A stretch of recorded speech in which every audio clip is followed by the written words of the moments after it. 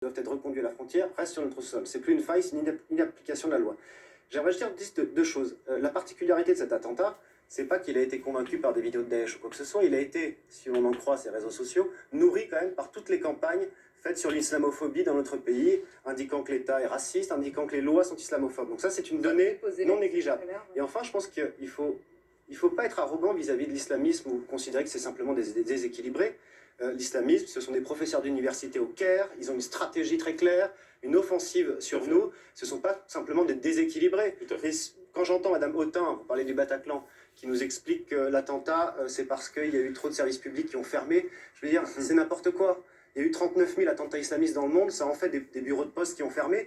Et enfin, sur les LR, j'aimerais en parler, on parle de la Tunisie, on parle de la déstabilisation de la Tunisie. On ne peut pas faire du politicien, c'est oui, mais qui a déstabilisé la Libye? C'est Nicolas Sarkozy.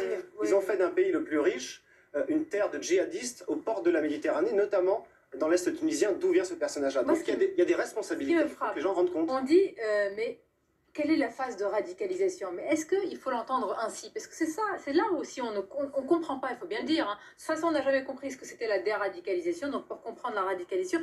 Mais est-ce que certains ne mettent pas dans la tête, je ne dis pas de ce terroriste, mais dans différentes étapes, une logique victimaire de haine de la France, et ensuite ça devient le bras armé de terribles actes. Non mais on ne peut pas forcer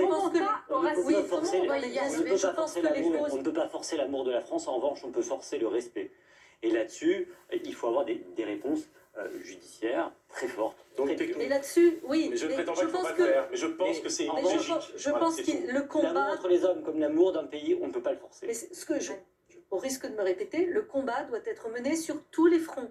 C'est un combat identitaire, c'est un combat juridique. Mais si, mais je contre qui identitaire? Mais allons plus loin, moi je veux comprendre. Contre qui vous le menez? Parce qu'on dit comme ça, oui, mais alors contre qui?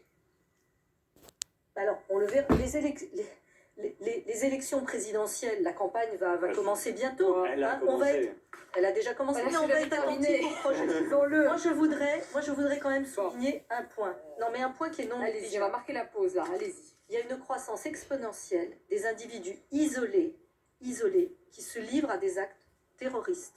Et ceux-là... Attention, les loups solitaires n'ont jamais vraiment existé. Certains disent, ah ben oui, attention, il y a des gardes à vue, il y a des... je sais ce que c'est une exponentielle. Attendons la fin de l'enquête, pourquoi est-ce qu'on s'engage? Il y a quand même de plus en plus de loups solitaires, et on en revient à ce qu'on disait. Les experts du terrorisme vont à l'inverse de cela. Hein. Merci. Mais attendons la fin de on l'enquête. trouvera toujours une ramification, quelqu'un qui avait consulté un site internet, qui était en relation avec je ne sais qui d'autre. Écoutez, attendons la fin de l'enquête.